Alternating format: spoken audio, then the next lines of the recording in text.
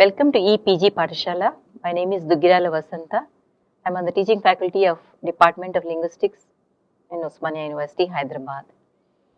This is course 10, Psychoneurolinguistics.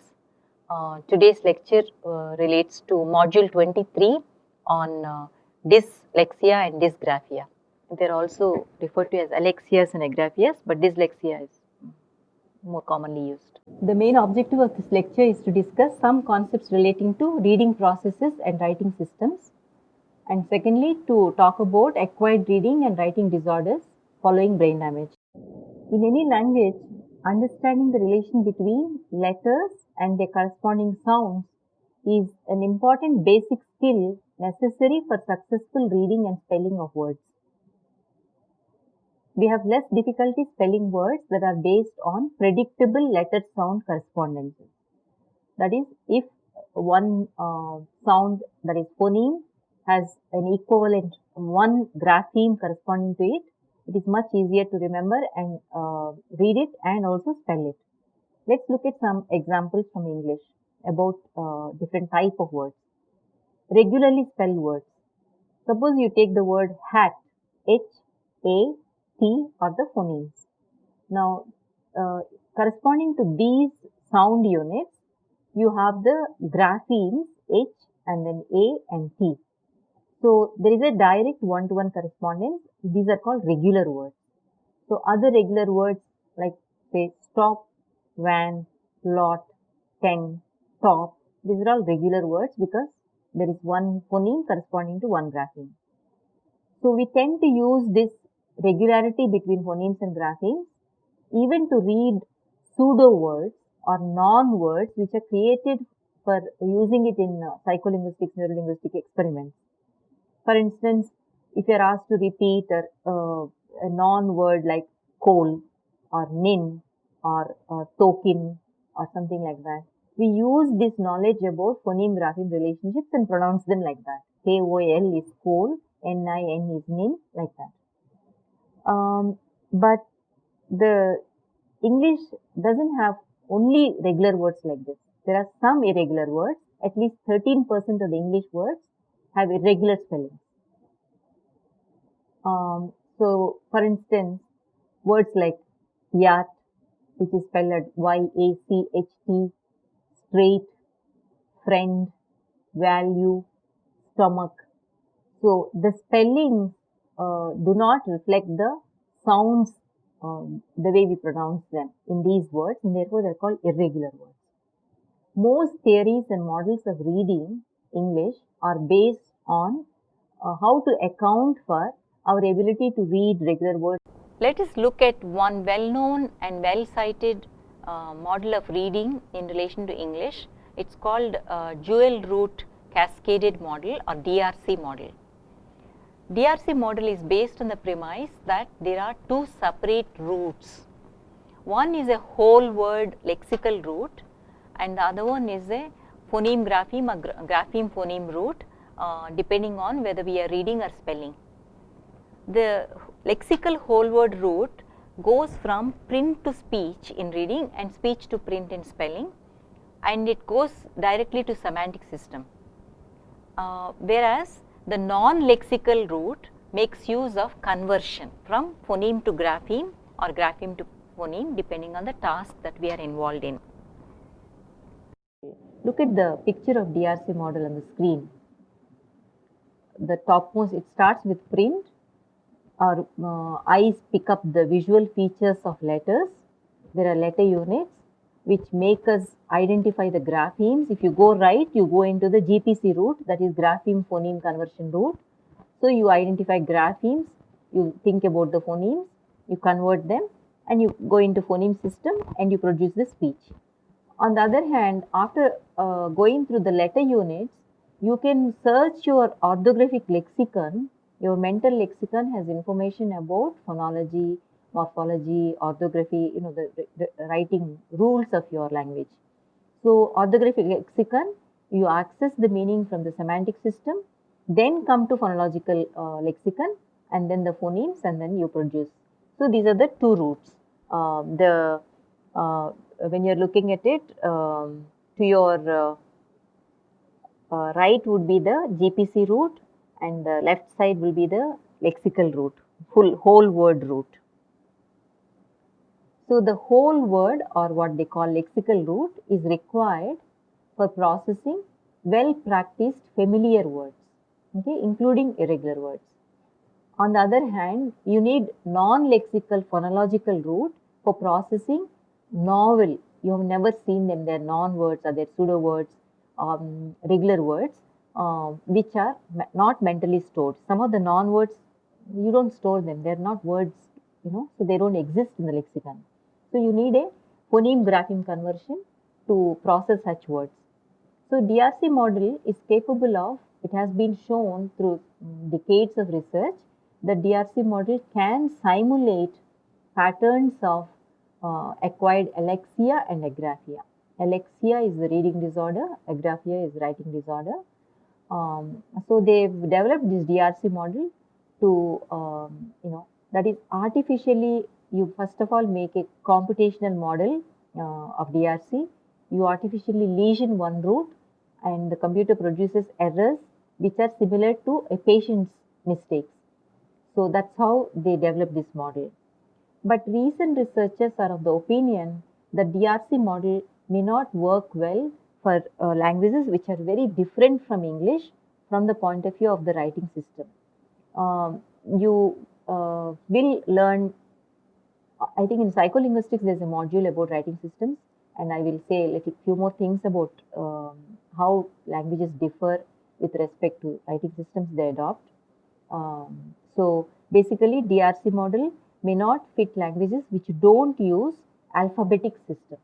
English uses alphabet, and if your language does not use alphabetic system, you may not be able to explain reading or reading disorders using DRC model.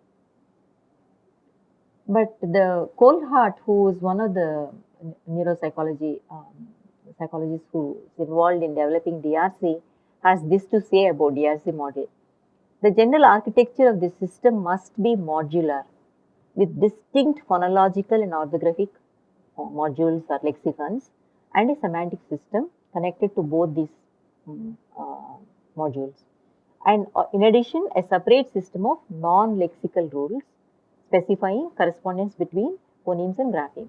No theory of reading that does not have such an architecture can be reconciled with what we know today about acquired dyslexia. So it's a very strong statement from the developer of DRC model, but you will realize that more and more criticism is being leveled in recent years against DRC model from languages which are very different from English. So what do these people who are questioning modular DRC model have? What are the problems? Many of them are actually connectionists. Connectionist models of reading postulate that a single processing step with bidirectional flow of information. So what does modular model do? It says you pick up the letter units and then you identify the letter, transform it into the phoneme, so grapheme phoneme correspondence, or you go search for those letter units in the lexicon, orthographic lexicon, go into semantic system. That's how everything is modules, separate modules. In the connectionist models of reading, there is possibility for bidirectional flow of information. Okay, that is input units, letter shapes or sizes or whatever, they can draw information from above, meaning or word or whatever. Such models can simulate reading aloud of both exceptional words and non-words. The link between various nodes, you can use the word node in a connectionist system when it comes to reading to mean letter features can be one node, full letters can be one node, words can be one node. Okay, so these various nodes are either excitatory or inhibitory. So when one feature or a letter or a word unit is activated, it either enhances or suppresses activation of other units, so that you will identify the intended word, correct word. In such a system, letters or phonemes are more easily recognized if they receive information from top down, from contextual based information. Because there is bidirectional flow of information, connectionist models say that reading also draws on our world knowledge or higher level knowledge. And you don't have to put all the features of the letters together to identify what is a D and what is a B. Let's now look at what is the neural basis for reading. I'll just share with you one recent study based on 14 patients with brain tumors. They were asked to name pictures, read words, and read pseudo words. And they did electrical stimulation on these patients in order to localize which parts of the brain are getting activated when they're reading, naming pictures, or reading words, or reading pseudo words. The cortical network for reading English words based on this study involves many of the perisylvian areas, Sylvian fissure or the lateral fissure, which differentiates frontal from temporal lobe. So, frontal, temporal and parietal lobe areas, all those three lobe areas around the Sylvian fissure seem to be involved in reading. Examine the figure on the screen. You will notice different colored circles imposed on the brain. You have green circles which correspond to areas activated when we read pseudo words. They are artificial words created purposely for in research. The blue ones are is the area which activates when we are reading real words. The red circles represent areas which are activated when we read both kind of words. Notice that all the circles appear or localize to perisylvian area covering parts of frontal lobe, parietal lobe and temporal lobe. So, in some ways we can say that these areas are the cortical network involved in reading. So, after this you need to now think about what are acquired reading and writing disorders. So, reading disorders are called dyslexias and writing disorders are dysgraphias. But they can be developmental dyslexias and dysgraphias and developmental, acquired dyslexias. In this module, we are limited to the discussion is limited to acquired disorders of reading and writing and not the developmental ones. And acquired disorders that are associated with aphasias is what we will be discussing. Acquired dyslexia if the problem is confined only to reading, dysgraphia if it is confined to writing.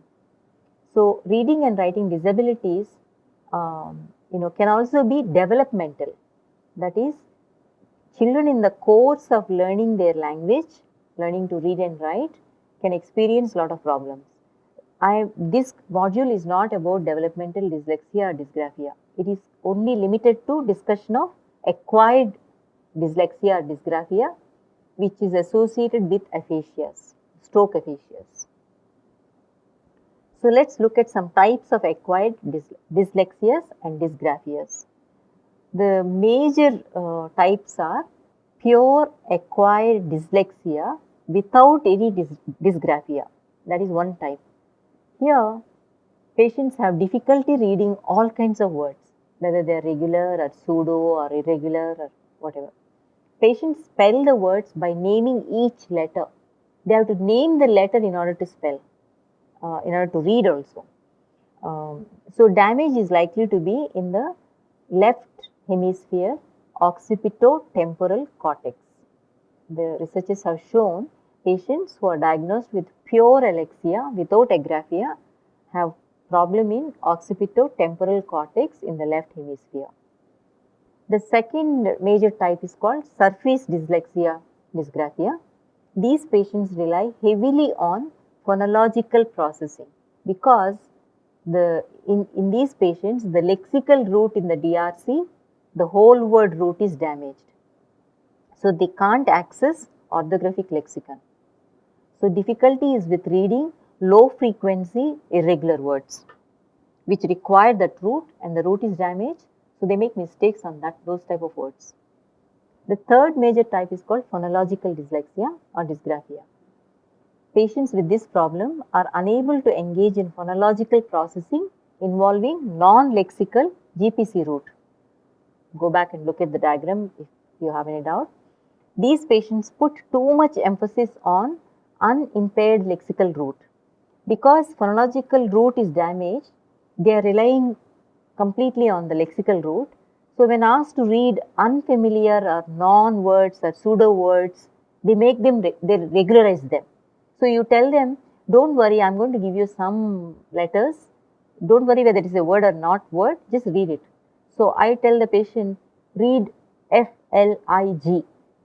So, instead of reading it as flig, they read it as flag because they are relying too much on the whole word root. And flag makes sense, flig doesn't make any sense. So, that's how you identify the problem is more phonological dyslexia. They also perform better in both reading and spelling of highly frequent words compared to low frequency words. There is another variety of dyslexia, dysgraphia called deep dyslexia or dysgraphia. This condition is characterized by patients' inability to read pseudo words and non-words aloud. They tend to produce visual, semantic and derivational errors or what are known as parallaxias. So, if you, they will read mouth as month, singing as, for poem or sleeping for sleep, like that. These patients are said to rely on, they rely more on the right hemisphere. And you have learned in the other modules in the neurolinguistics that right hemisphere processing is holistic and it's very different. It's not analytic like left hemisphere.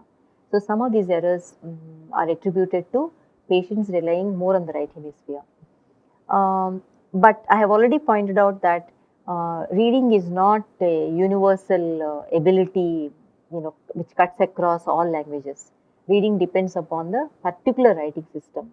So, let us move on to the topic of how writing system influences reading.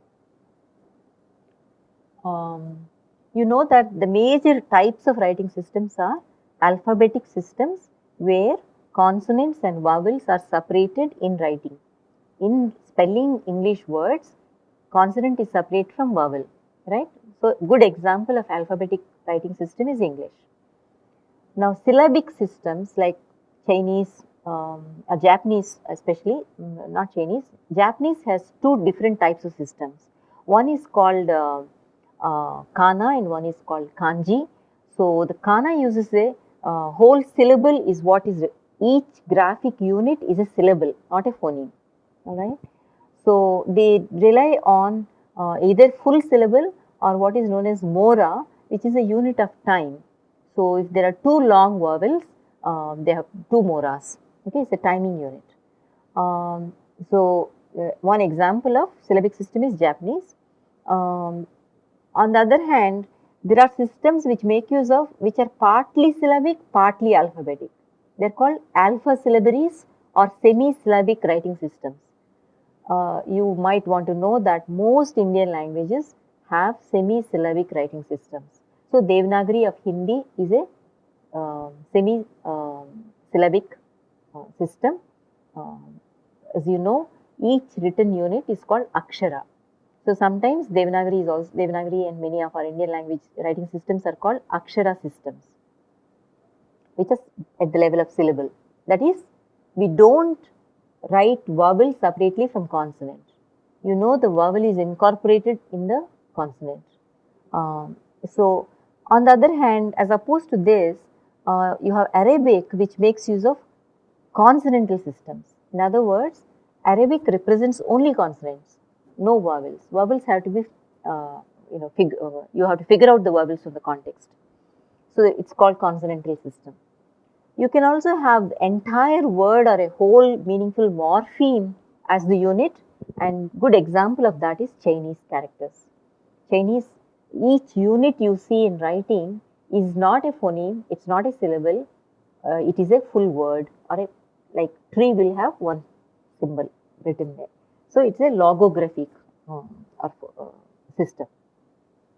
Now, We have to now talk about what happens, what kind of dyslexias and dysgraphias can occur in different writing systems. So, so these are the different writing systems. Now we need to understand what is the impact of these writing systems on understanding dyslexias and dysgraphias. But to do that, we need to engage with one more concept called orthographic depth. That is, orthographies are classified.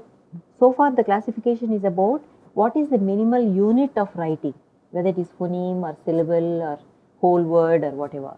But orthographies are also classified as either deep or transparent. They are deep when there is no correspondence between graphemes and sound units, as is the case with Chinese.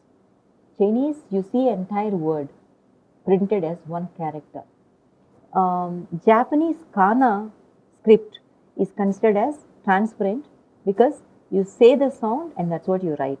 It's a one-to-one correspondence between phoneme and that syllable they write, right? But kanji it is not so. Kanji is not as transparent as kana. Among the languages with alphabetic scripts, earlier I said English is the best example, but with there are many other French and many other languages use alphabets, but English is considered as deep because the type of the complexity of syllable structures in English is very high compared to other languages which use alphabetic systems. Not only complexity of syllable types, but correspondence between grapheme and phoneme is also very complex.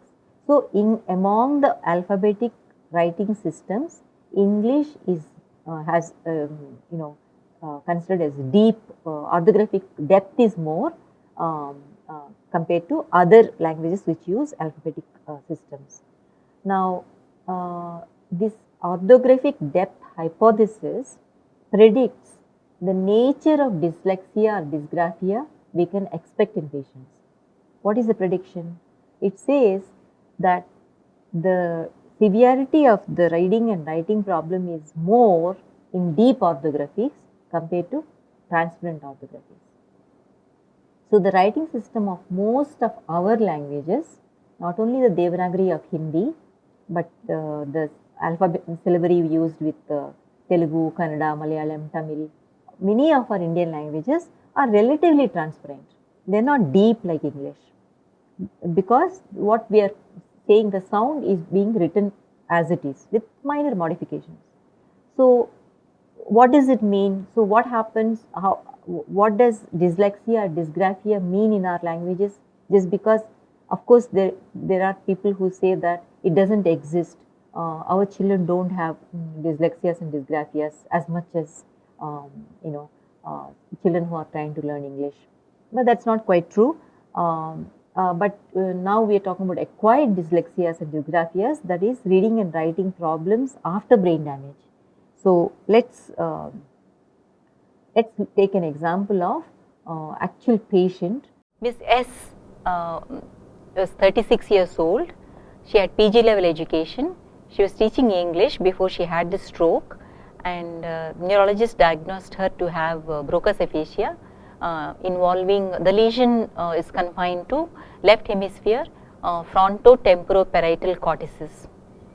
She exhibited surface dyslexia with lots of visual approximation errors in reading English words. So, the data is presented on the screen. Please examine the data to see the kind of errors she made when she was reading English words. She read triangle, Barbie, B-A-R-B-E for barber, and failed to discriminate among F, B, D. She could not spell words such as pencil. She could not spell government. Writing was slow. She misspelled alphabets like I, J and K. She could not write to dictation words like safety pin, scissors, and look at the mistake she made while reading English words. The target word was realm. You know, the spelling of realm is R-E-A-L-M. The patient's response was R-E-E-Y-A-L-A-M, Realam.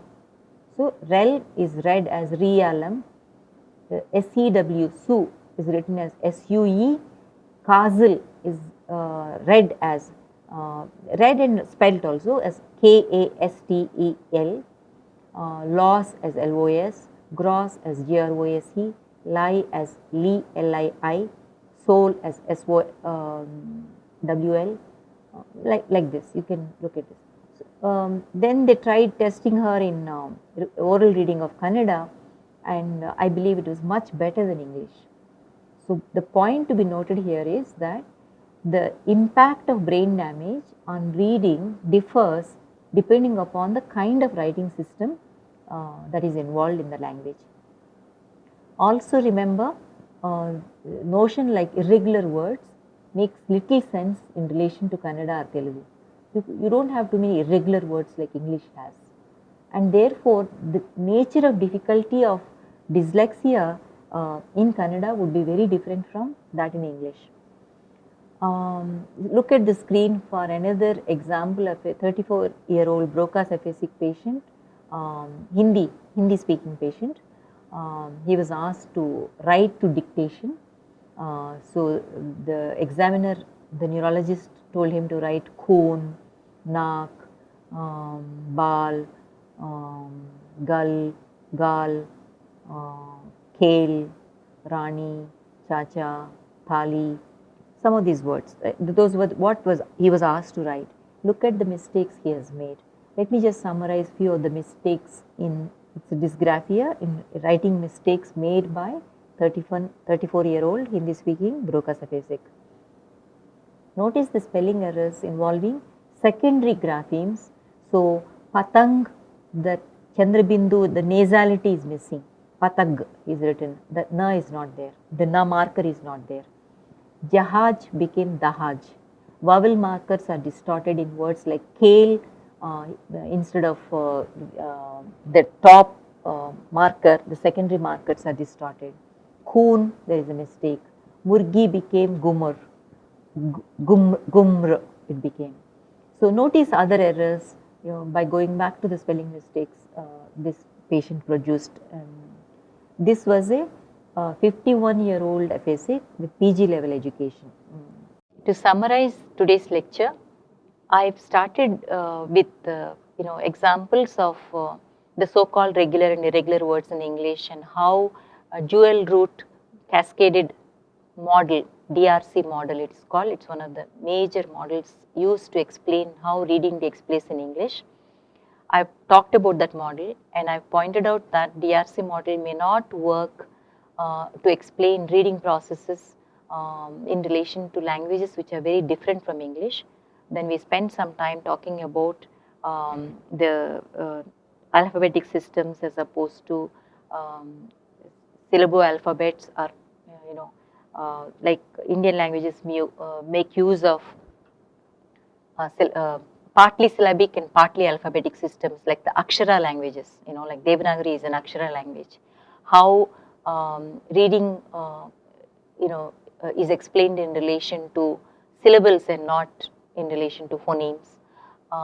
And I've talked about what is the impact of differences in writing systems on manifestation of dyslexia and dysgraphia. That if a writing system is deep as it is in English, that is, there is no direct correspondence between phonemes and graphemes, then the nature of dyslexia and dysgraphia is different. It is probably more severe compared to transparent systems, which is what most of our languages have, writing systems which are more transparent, meaning there is more or less direct correspondence between phonemes and graphemes. So I've tried sharing a few samples of reading and writing from dyslexic patients in the Indian context, mostly Hindi and maybe some other languages. So I suggest that you look at the e-text and additional readings to understand if something is not clear in what I have said in today's lecture. Thank you.